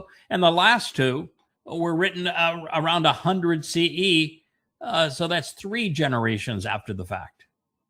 No, you got nothing. You have no eyewitnesses, and you have no independent verification of any kind. And everything you say is completely contrary to reality. You got nothing. It is the biggest piece of shit ever conceived. I was looking at these pictures in the background. I guess these are their ideas of masculinity. And we have Moshe smashing tablets. I believe that is up there. I don't know what these two are dancing down here in the bottom left-hand corner, so I don't see any of Jeebus didn't do any of those things that they were even considering masculine. I mean, the Moshe tablet. No, and Moshe was not an exemplar of masculinity, nor was Moshe an exemplar of God. Moshe was the man that Yahweh chose to use because he was specifically raised for that particular purpose. He was already anti-religious and anti-political and knew the mess. But Moshe was not masculine. He did not have any sense of stubbornness or resentfulness or drive or consistency. Every time there was a problem, he did a faceplant. He killed the taskmaster. Rather than stand up to the people and say, God, you just ought to kill me. When before even the first sign and the first plague emerged, he said, God, you're an utter failure. I resent you even asking me to do this. Go away. Leave these people alone. Leave me alone. That's him before the first plague. And he doesn't get 3 days out of Choreb, and he's telling God to kill him and condemning God. So no, he is not a symbol of masculinity. And Jesus is a symbol of how easy it is to fool the majority of people. And if you think that God was a man, you got a wee little God. Yeah.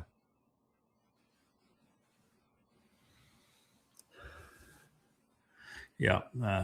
Why did God decide to kill Jesus? To clear the world's sin instead of killing Satan to end the sin? Wow. First of all, God didn't kill Jesus. I did. It was my job to kill Jesus. And I did. Mm-hmm. Yes. And I was really, really, really good at it. Mm-hmm. Got 5 volumes right here. Killing Jesus. Could have been, instead of calling it Twistianity, could have called it Killing Jesus. I absolutely destroy every myth associated with Jesus. Killed him. And I do it again. So you can't blame Jews for killing Jesus. I killed him. Fact. Not opinion. Fact. Go read those 5 volumes and see if you don't agree. You write me a letter after you've written those 5 volumes and you tell me that I wasn't the first person to kill Jesus. And that I left no stone unthrown. Yes. Comprehensive is the word. Yes, comprehensive assassination of the myth of Jesus. Now, those are cute little eyes. Hey, I did a really nice job. But guess what, sweetheart? Satan can't be killed. Satan is a spirit. Spirits can't be killed. And Satan's not responsible for sin. And sin is a meaningless concept. It's revolt. It's perversion. It's corruption. It's leading astray. And it's idiots that promote religion that do that kind of thing. So, sweetheart, you're guilty of it. Will likely die as a result of it. And Satan, nothing you say meaning is true. Hasatan, the adversary, it's a job. Why would y'all remove? Satan, it's his job. He was programmed to do exactly what he did. To fool nincompoops. It was easy. So, no, Satan actually did what he was programmed to do. Yahweh created him for that purpose. Mm-hmm. And why? Because God doesn't want nincompoops to spend eternity with him. So he's going to give the nincompoops things to believe that lead to nincompoopery. Mm-hmm. Nincompoopery. Nincompoopery. Foology and buffoonery. That's it. Yeah. Expanding the lexicon of religiosity, aren't we? Here's Calvin. Calvin was wrong about everything. Predestination is just mind-bogglingly stupid. And when God wants to judge a nation, he sends wicked rulers. Well, Mr. Calvin, excuse me, Mr. Calvin, have you ever read the book of Romans? The founder of your religion, Mr. Shaul Paul, he says that all governments are sent by God and they're sent by good. And he wrote it to the Romans, of course, who destroyed the temple and massacred Jews, which Paul must define as good.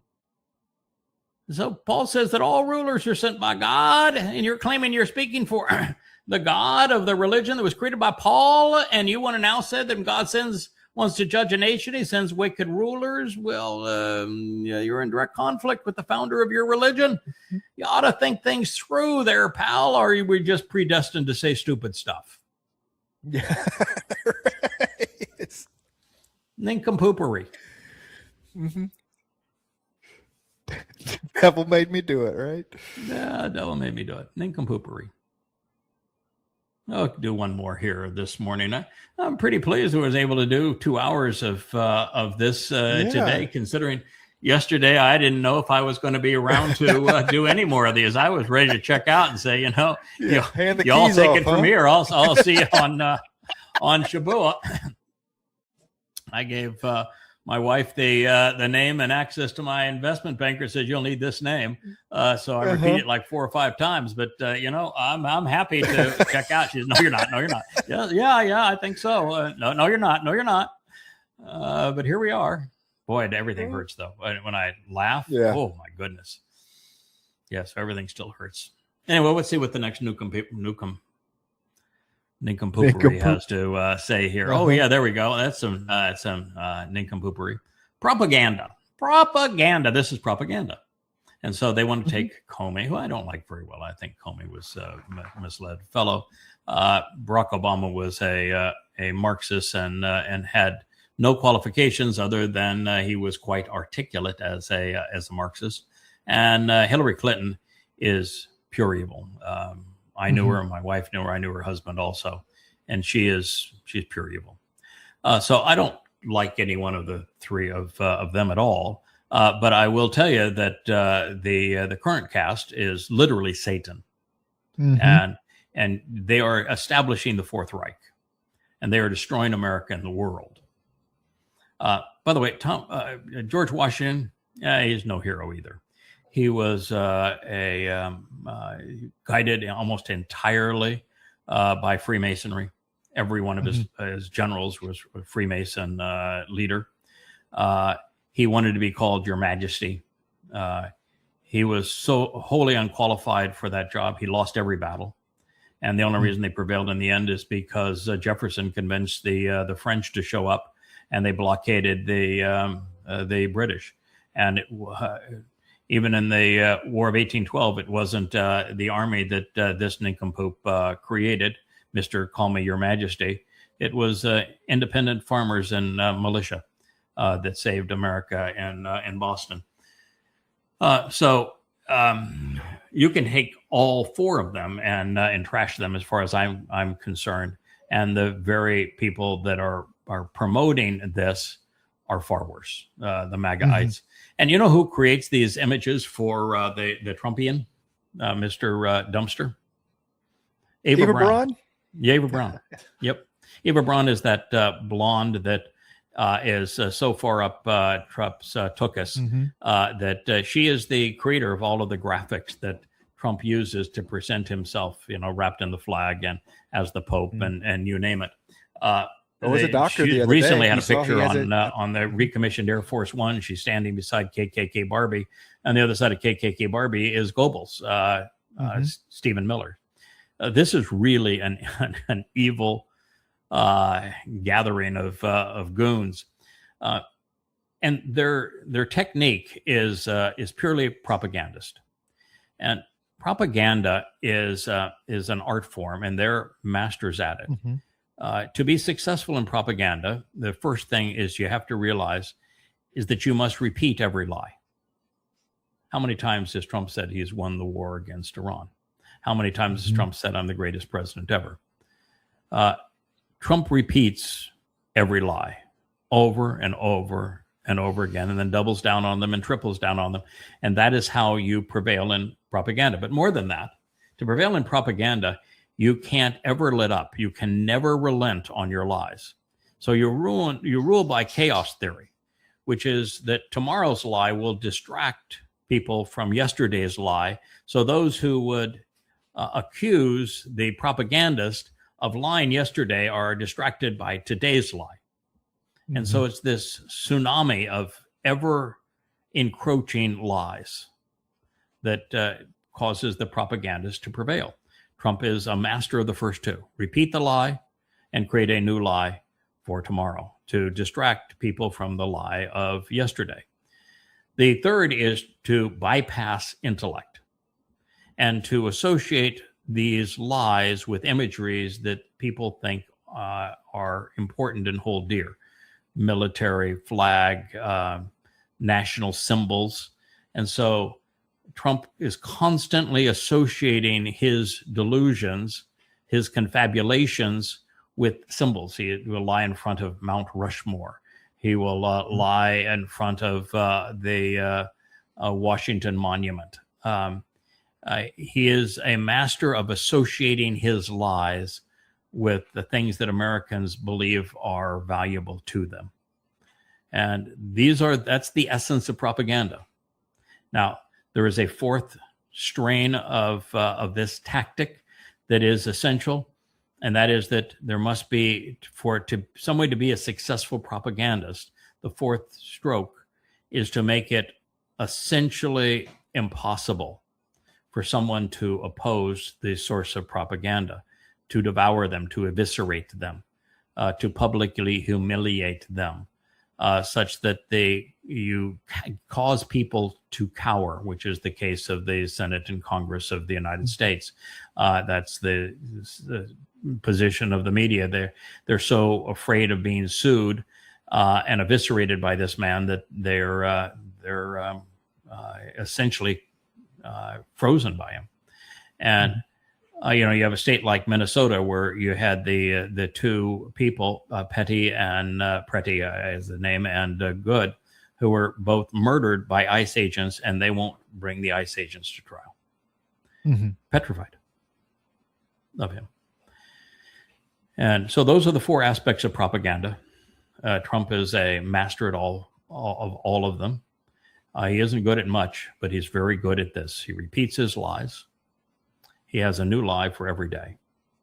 He wraps his lies in symbols that people hold dear, so there's an emotional attachment rather than a cerebral assessment of the lies, and he makes it such that anyone who does not capitulate is eviscerated. The 1, 2, 3, 4. And there you got a foursome. Got a full house. Congratulations, people. This is your lie. All right, sir. I think we have done it. That's 2 hours and 4 minutes of the vlog on the vlog. As I say, we're hoping that Leah can put together. I've seen elements of it. It's a very different look. What it does is to say that YAHOWAH chose a voice for this time, and it is exposing Yahweh's voice at this time to warn Israel of what is impending and what the consequence is going to be for all that they have done that's wrong, to warn the world that the propagandist that promoted this is Satan in the flesh, and that the world is not only stewing in lies, but that it is literally destroying itself. Mm-hmm. And so it's a much different approach, very, I think, serious but imagery-rich approach of the job that Yahweh has assigned, and who He's assigned it to is the piece that she's doing. It's very rich in its imagery, and I want it to point to YAHOWAH.com, and I want it to be based upon YAHOWAH, and she's doing all of that. So that is, and I want it to show Yahweh's primary symbol, the symbol of His luminaries, His menorah, and it's featured throughout.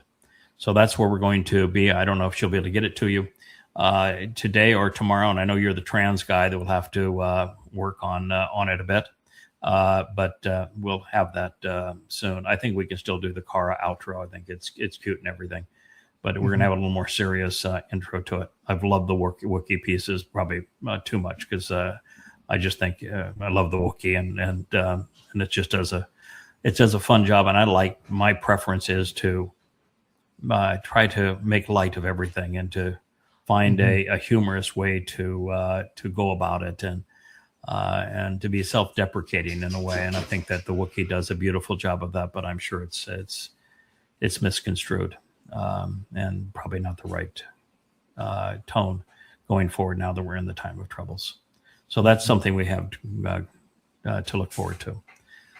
So thank you, Kevin. Thank you, Rich, for making this possible. Thank you for the transition to X. We will have, I know there's probably another 20 or so posts below this that we can probably do in our next program, and we'll find ways to add to these. It'll become more and more difficult using X, however, because the nature of X is just to dish up whatever you responded to. And what I'm responding to mostly, because there's nothing on X that is right. Nothing. So all you get is this onslaught of wrong. And so you're responding to what is wrong by saying this is wrong. And so then all you're going to get is more wrong, and it's going to be in those same venues. That's what it's going to do. And so it's really counterproductive with any length of time. So we're not going to be able to use the X feed very long and have any luck with it. And the only other hope is that I go back and I use X strictly to take a news story, like I did in the first few of these, like the Khomeini prayer. That was not from X. That was from an independent news source. But if I take the one on the Israeli politics, that was not from X. That was from an external news source. I think if I take those and we do fewer of them, that'll work as well, and that may be the direction we go. Yeah. Anyway, I just thank need you. a picture, man. You just need a picture, a post of, to put it there, and it worked really well. I think this is the blog on the blog is a nice name. It's a nice concept. I think the story works well. We can weave in both aspects of our job, which is to condemn lies and to profess the truth. We get to do both in this format. So I like it from that point of view, and it creates a very spontaneous, impromptu version of this, where you see an image and you get to comment on it and whatever a poster may have said in ways that people have never thought of before, and hopefully, occasionally we're going to find somebody that responds. My biggest issue with X is I went on X. I made over 30,000 posts on X.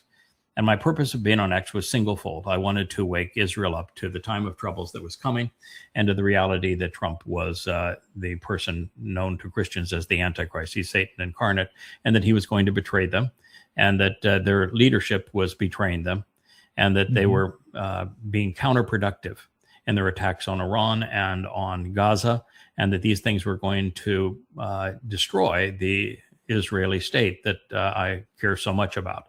And I wanted to get their attention and to get them to return to Yahweh, to embrace his name, to come to appreciate that Dod is his son and the Messiah and the returning king.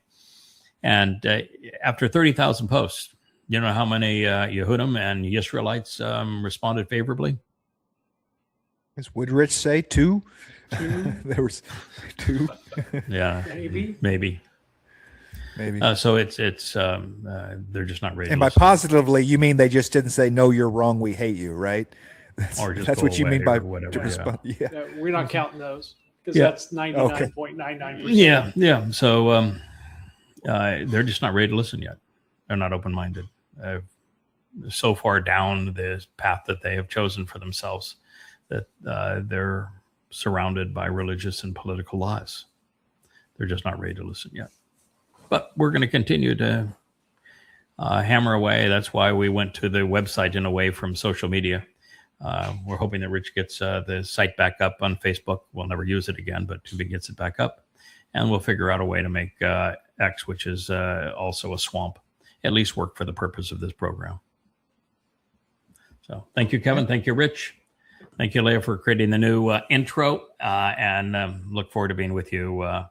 We'll try to do a show this evening if the body and mind hold out. I may need a little more time to recover, but we'll see. We'll try to do our best to get a program out today on the luminaries, and then we will be back with the vlog on the blog tomorrow morning. Thanks so much. Hey there, thanks for tuning in. That was Fetch. Gotta run now. Catch y'all on our next podcast.